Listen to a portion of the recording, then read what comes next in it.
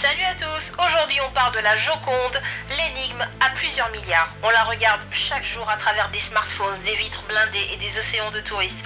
Elle ne sourit pas vraiment, mais elle nous fascine. La Joconde ou Mona Lisa, c'est bien plus qu'un simple tableau, c'est un mythe mondial. Peinte entre 1503 et 1506 par Léonard de Vinci à Florence, elle aurait été commandée par Francesco del Giocondo pour sa femme Lisa Gherardini, d'où le nom la Gioconda. Léonard ne la livrera jamais. Il l'emmène en France quand il part à la cour de François Ier et c'est ce roi passionné d'art qui la rachète vers 1518.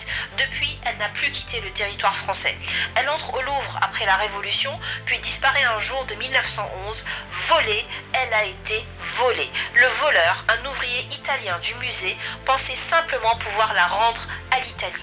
2 ans plus tard, on la retrouve à Florence et la légende est née.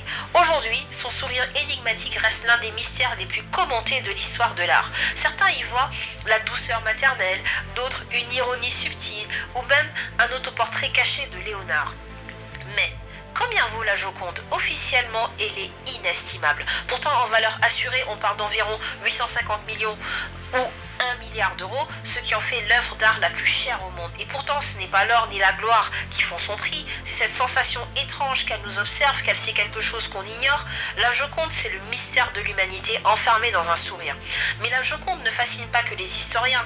Elle a aussi inspiré le roman et le film de Da Vinci Code, que vous connaissez tous. Dans le film, Langdon se tient devant le tableau expliquant que rien n'est laissé au hasard chez Léonard et que la Joconde pourrait cacher la véritable nature du Graal, non pas un objet, mais une femme, Marie-Madeleine, dépositaire d'un secret ancestral.